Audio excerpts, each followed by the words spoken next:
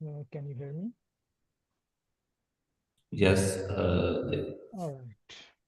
please.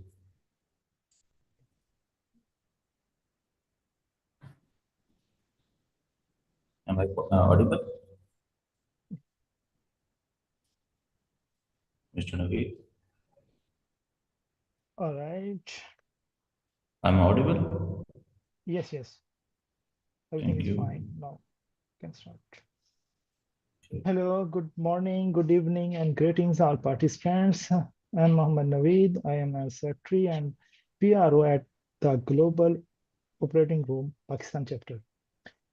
I'm excited to be here with you today to present the Operating Room Global from the Pakistan chapter. So, warmly welcome to all respected members. This is our second formal webinar. I want to present short introduction about the TORG, the Operating Room Global. The Operating Room Global is a professional platform for operating rooms and the related allied health staff, all disciplines, both locally and internationally. Like that, surgeons, our physician assistants, anesthesia departments, theaters, preoperative nurses, scrub nurses, and technologists and technicians, etc. And many more departments who is related to operator rooms. Currently, TORG memberships more over the 100,000 operating room professionals. These professionals from over the 70 countries. So about our president and founders, Ms. Adibusla is our founders and president of the Operating Room Global since 2015. She is award-winning team leaders, auditors, certified pre-operative specialist, motivator, and high-skilled career professional with over the 16 years post-registration practical experience in the operating rooms and actual care. She is currently working as a clinical nurse manager. So without wasting the time, I want to hand over the Miss Sadie for the opening remarks. Over to Miss Sadie, please.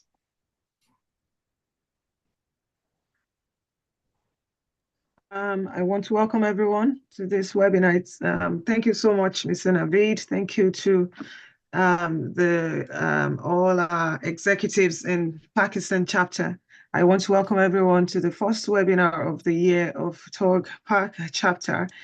I believe today's webinar is focused on disinfection and sterilization, especially in relation to how to prevent surgical infections. This is a topic that is needed today, that is very relevant to every OR, regardless of your country. I would like to encourage everyone to participate actively, pay attention, ask questions if needed, and if you would like to contribute as well, you can always do that. And I also want to use this medium to inform everyone that we are actually live on YouTube. Everyone will be watching us from all over the world. So thank you so much, everyone. Thank you to everyone for joining the session. Thanks a million. Thank you so much, ma'am. So now we move forward to our today topic. Our topic is preventing surgical site infection. Basically focus on sterilization and disinfection. Today, our speaker is Mr. Abu Bakr Khan. He is a very experienced person in operating rooms, and he is a BS honors from the Pell universities in discipline is OT technologist, BS honors in OT technologist, and MS in public health, quality improvement, and patient safety. So I would like to invite Mr. Abu Bakr Khan. Please, Mr. Abu Bakr Khan, carry on. Thank you, Mr. Naveed. Thank you, Ms. Ali, and welcome all participants here. I am Abu Bakr Siddiq.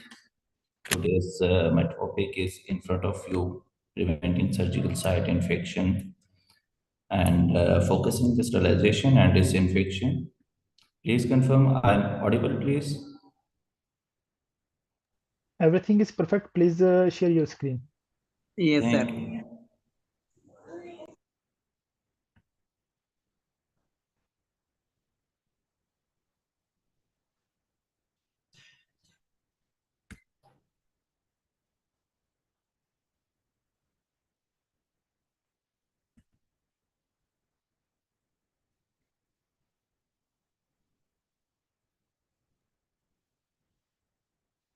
Please open the file because we cannot see your presentation.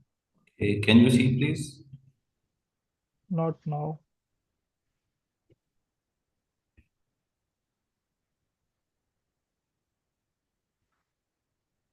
Is it visible, please?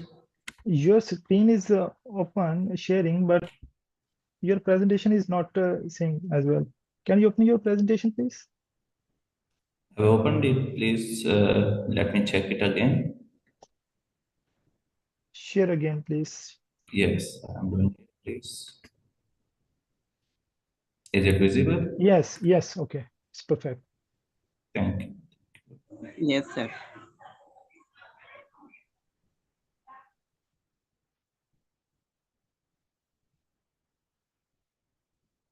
Is it still visible? Yes, it's right. Okay. And please Thank close the you. sidebar, please. Okay. Is it okay? Yes, thank you. Okay. Let's move to our topic, preventing surgical site infection, focusing on the sterilization and disinfection. As you can see, there are two parts of today's topic, preventing surgical site infection, and second is focus on the sterilization and disinfection. As the time is short, we will inshallah try to complete our both topics. Otherwise, we will stay on our first topic, preventing surgical site infection. Let's move towards our objectives. What is an SSI is our first objective, risk factors of surgical site infection, patient factors towards the surgical site infection, operation factors towards the surgical site infection, and strategies to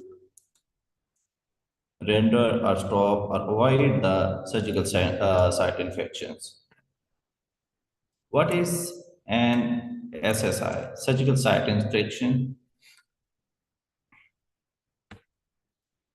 According to the CDC guidelines, surgical site infection are post-operative infections that occur at the site of surgery. Surgical site infection can range from the mild to severe and occur at any level. Some only involve the skin, but others can be deep and damage tissue, organs, or implanted materials. Symptoms include the redness and pain, drainage of the cloudy fluid, or blood from your surgical wound, or fever. Let's go ahead. Surgical site infections are associated with an increased mortality rate of 3% and nearly twice the length of stay of patient in the hospital, which could range from 10.56 versus 5.6 days. They are the costliest hospital acquired infections, which is called surgical site infection and nosocomial diseases and etc. With an estimated amount annual price tag of 3.5 to 10 billion in the United States, surgical site infections, the third most common type of nosocomial infection, accounting for 14% to 16% of all the infections. Among surgical site infections, surgical patients, surgical site infections are the most common nosocomial infections. Observed in 38% of surgical cases, which is two-thirds of these infections are due to incision, whereas one-third are due to the infection of the organs or spaces during the surgery. Let's move toward the patient factors, surgical site infection risk factors. There are multiple contributing factors which can cause the surgical site infections. Few are here: age of the patient, diabetes, nicotine or steroid used, altered immune response, malnutrition or obesity, preoperative colonization with the Staph aureus, prolonged preoperative stay. Let's move toward the second option, which is the contributing factor in the surgical site infection. Operation factors. Surgical site infection risk factors are surgical techniques and surgical drains are the most common risk factor or the contributing factors in the surgical site infection or ventilation. You can know there are multiple contributing factors in the ventilation like HEPA filters, their laminar flow, and all these contributing factors are included in the surgical site infection, temperature and humidity also. Inadequate instrument sterilization. During the duration of the surgery and surgical scrub, as you know, there are multiple times we have seen that our first assistants, our physicians, our surgeons mostly compromises the scrub steps, which must not be compromised at any cost. At the end, we have seen the percentage of surgical site infections. Skin antisepsis and body temperatures, preoperative shaving, prophylactic antibiotics. Surgical site infection preventing strategies. Supplemental preoperative measures. Nasal screen and decolonize only Staph aureus carriers undergoing the elective cardiac and other procedures. For example, orthopedic neurosurgery procedures with implants, with preoperative mupirocin therapy. Screen preoperative blood glucose level and maintain tight glucose control post-operative day 1, post-operative day 2. Procedures, for example, arthroplasties, spinal fusions. Surgical site infection prevention strategies, core preoperative measures. Let's move toward the closest point where we are serving is the first point we can implement the check to avoid the surgical site infections. We must check the IPSGs. We must check the below mentioned points. For example, antibiotic starts. Selection of antibiotics, timing, administration dose, and redosing. Administer antimicrobial prophylaxis in accordance with evidence-based standards and guidelines. Administer within 1 hour prior to the incision, 2 hours for vancomycin and fluoroquinolones. Select appropriate agents on basis of surgical procedure. Most common surgical site pathogens for the procedures. Published recommendations. Please ensure the instructions of doctors. Guys, are you hearing me? Am I audible? Yes, yes, perfect. Please carry on. Thank you, thank you.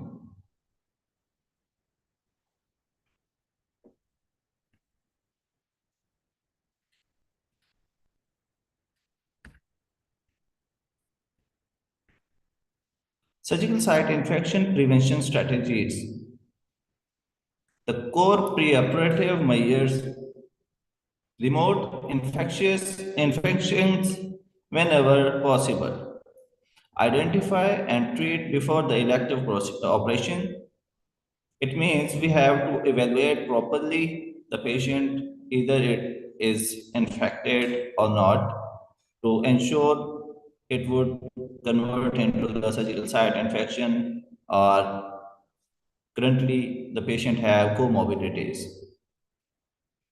Postpone operation until infections has resolved. do not remove hair at the operative site unless it will interfere with the operation. Do not use razors as they make minimal bruises, which could also be the cause of surgical site infections. If necessary, remove by clipping or by use of depilatory agent, which could be creams or chemicals.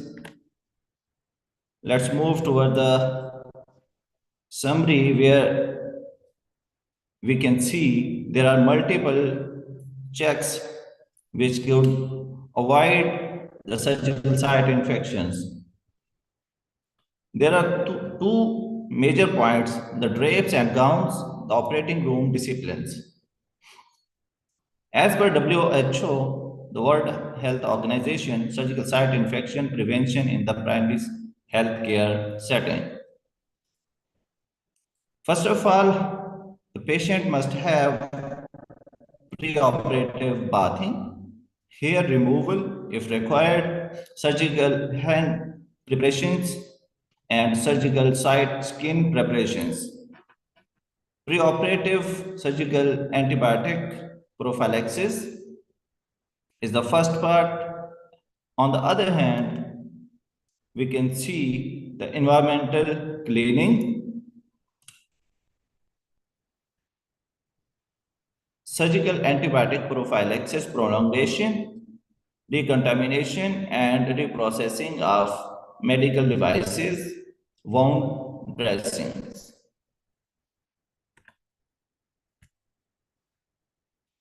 Surgical site infection prevention strategies. The core preoperative measures, skin preparations.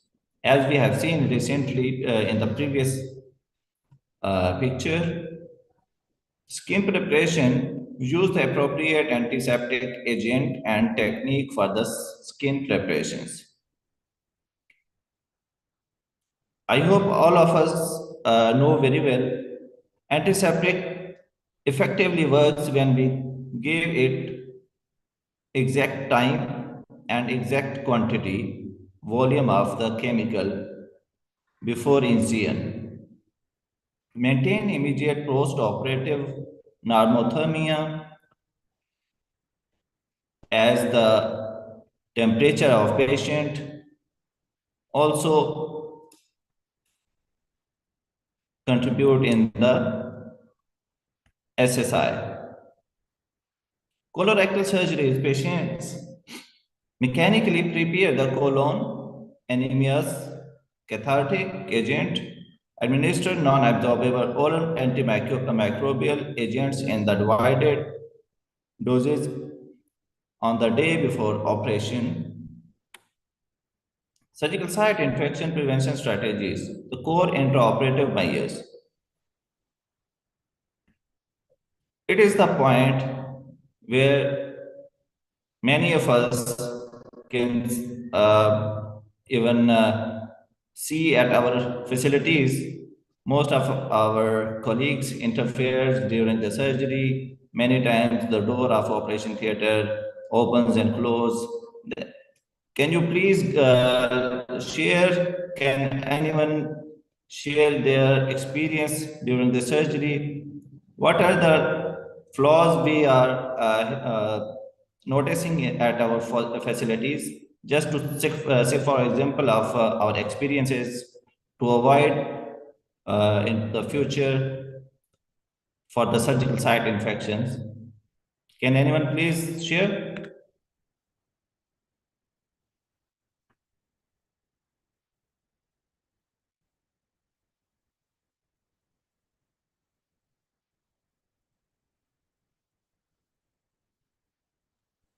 Can anyone please? In my previous organization, they are doing like that. Some are my colleagues interference during the surgery, they open the door and check which is set is available and not like that, and sometime check the checklist, etc. Yes. So that's why we prevent this issue. We did take the action. we are self means we did provide the every professionals who is working in OR in daily basis we are Yes, giving the some means like that options that staff yes, is going to access the OT just yes, who is working in our OR. So would it take to resolve the issue when this is the uh, all professionals thinking and they adopt this policy, then no need for this one, I think so. So we did stop these practices after their practices is utilize everything is understand about this one.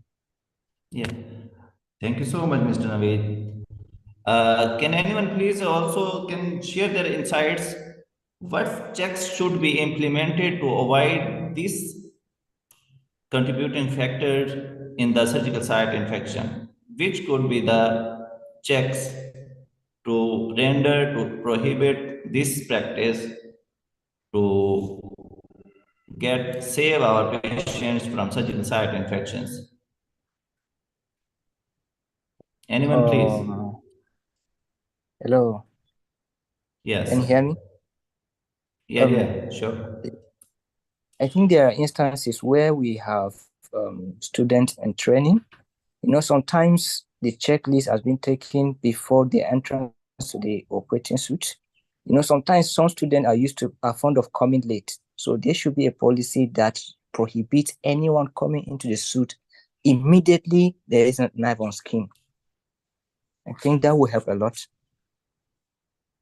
Yeah, policies uh, can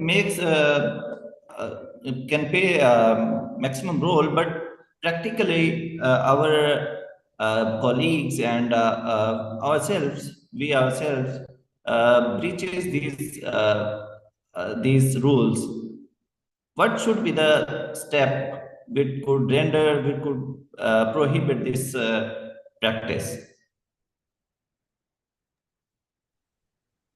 Okay, I think maybe looking at the nature of the operating room or the suite per se. Now, when you take a close view, those some most are flip doors like that. Once you open and close because a student is coming in to join the team. So policy number one, I think there should be the use of screen. Once there is a extended screens to like cast a view to the students that are already late instead of allowing them to join the surgery while in session. So I think a cut press method will help a lot. Yes, thank you so much, Mr. Alicia Timothy. Thank you. Anyone else, please?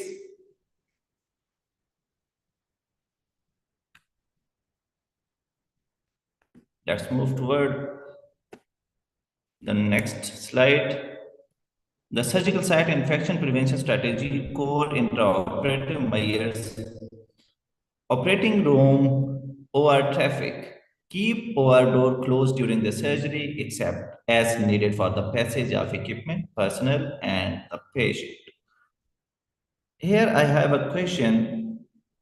Why there is a need to go our circulator again and again outside the OR?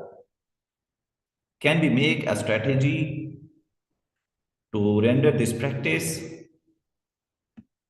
so that our circulator should not go outside of the OR intraoperatively? Anyone can please give their insights?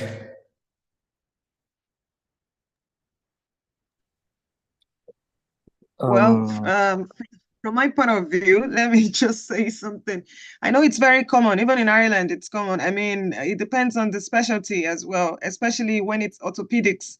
You discover that there could be a lot of traffic from reps running to get implants from, because sometimes if it's a revision procedure, if it's spines, if it's neuro, if it's complex procedure, things might change even halfway through the case, and then you discover that despite the fact that the circulator has made all the effort to get everything on the preference cards, things might still change. You might end up opening like 5 more trays, 10 more trays, and you see people running to get supplies and stuff.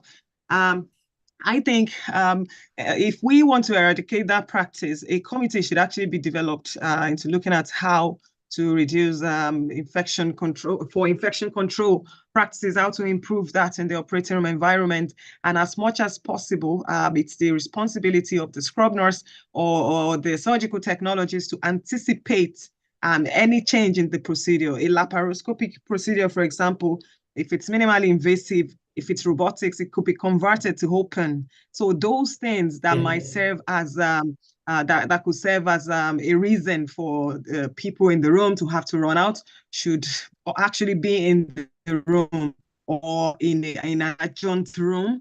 That they wouldn't have to open doors excessively. And sometimes for infection control practices as well, the number of the students or the number of professionals in the room might actually be reduced to ensure that the traffic is minimized as much as possible. I believe it's a teamwork.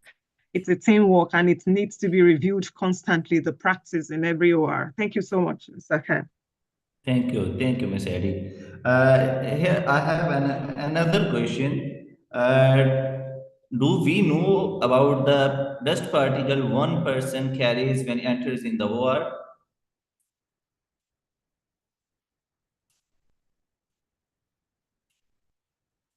Anyone, please?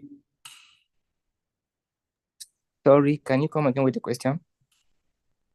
Yeah, my question was, do we know how much dust particles a person carries with himself when he or she enters in the OR? Huh.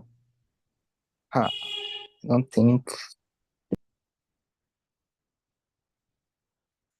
It There is a might distortion in research your voice, that please. unless the values and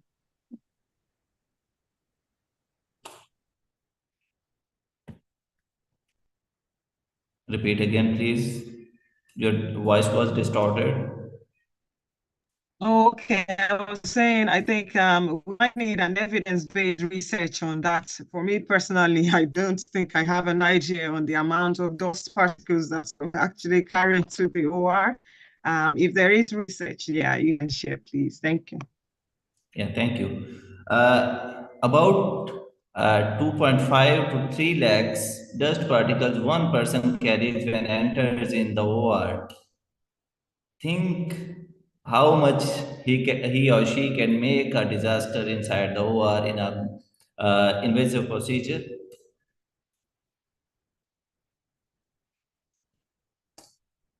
Can we mention, please?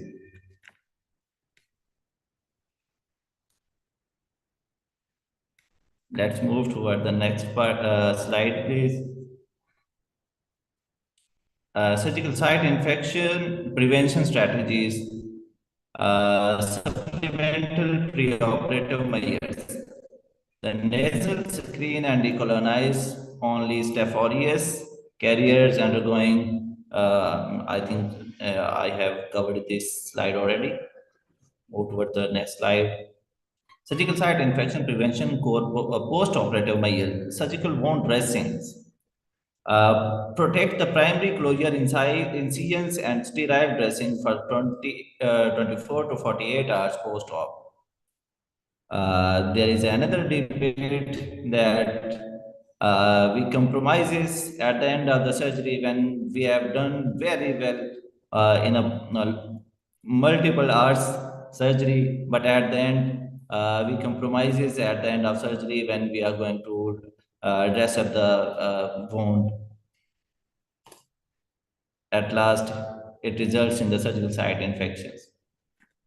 Control blood glucose level during the immediate post-operative period, like cardiac surgery.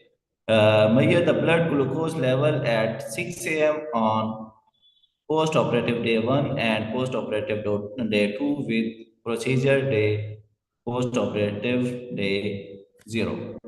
Maintain post-operative blood glucose level at least less than 200. Discontinue antibiotics within 24 hours after surgery and time 48 hours for cardiac, surgical site infections prevention strategies, supplemental preoperative measures. It is again coming. That's surgical site infection prevention supplement. The last question, should we take the feedback of surgeon specific infection control rates? Should we take the feedback?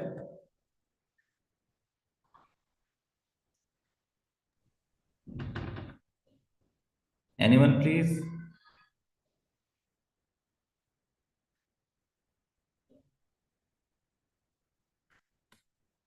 Let's move towards. The second part was the focus on sterilization and disinfection regarding the surgical site infection. As we know, CSSD and surgical site infections connected with each other. While anytime where there is a patient in fact came infected, and first impression regarding the infected patient goes that this is due to the malpractice in the CSSD. Am I right? Yes, every time they are blaming the on CSST if any surgical site infection is occurring. Exactly. They Yes, sir. say I agree. this is the only fault of CSSD. Even there are multiple co-factors related to the surgeons, related to the first assistant, related to the scrub person, but no one focus at them. Why? Because there is a no designation inside the OR who focuses on the practices of surgeons, focuses on the practices of first assistants, who report on these practices so that the data comes out to correct these lackings. Anyone can please share their insights so that we could also learn their insights, please. This is the last slide, I think. Thank you, everyone. And now I would like to get your insights. Uh, Sir, I want to talk one thing, if you allow Yeah, me, please. please. Yes, please, please. Sir, as you said that if any infected patient came uh, in daycare or in OPD for follow-ups, and all the team, the surgery side were or can be Yeah, nursing side, they directly blame on the CSSD or the OR team. And exactly. uh, uh, sir, I research that 30% only surgeon Mr. side. Pervez, your voice is distorted. Sir, now my voice is clear. Yeah, little bit. Sir, I saw that 30% surgeon side or the nursing side, they blame the OR team or the scrub person, and the 70% our team neglect the CSSD, or they uh, uh, I think that they did not have any approach or the thinking corner to the CSSD regarding infection.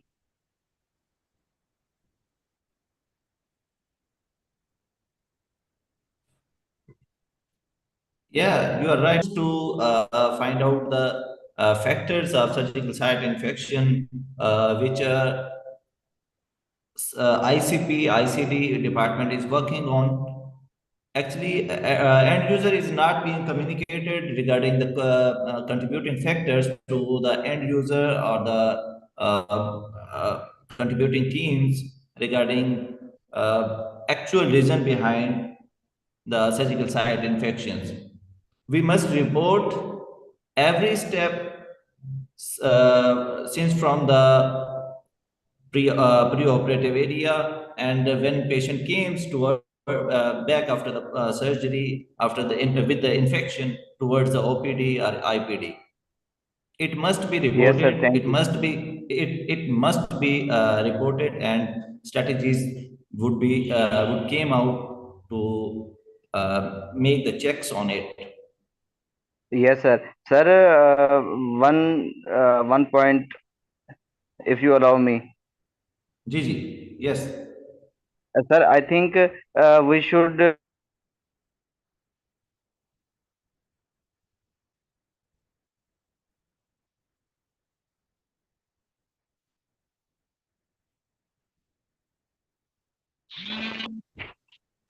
Mr. Pervez, we cannot hear you. Please. sir, my voice is clear. Yes, please carry on your question. Sir, Abu Bakr is here. Yeah, I'm here, please. Sir, I want to just say that I realized that need to conduct workshops or seminars to aware our surgeons team or the nursing team that if our team contributing there well and they did not leave any gap or malpractices, uh, uh, they can lead to the surgical site infection. But there is a wrong practice in CSSD, and the surgeon team did not know about the CSSD malpractices, and they directly blame our team or the square person. Blame, actually, Mr. Pervez, where I got your point. Actually, blame could not do anything. Actually, reportings and the records actually do something. Okay, if CSSD have authentic practices, authentic record regarding the validation of sterilization, correct processing of sterilization, then no one can do anything. As far as I know, all the record can itself justify either it is because of the malpractice in the CSSD department, or on the other end, where it could be in the OPD, in the IPD, in the nursing side. Even sometimes patient himself opened the dressings and came out in the OPD with the surgical site infections. Yes, sir. Thank you so much, sir. Thank you. Welcome.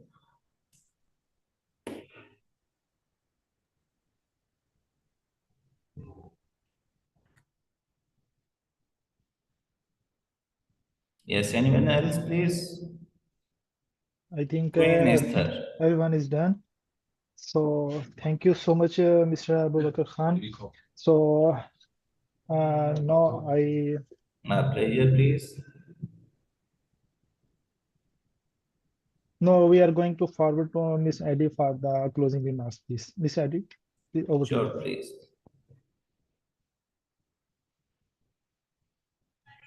Assalamu alaikum, sir.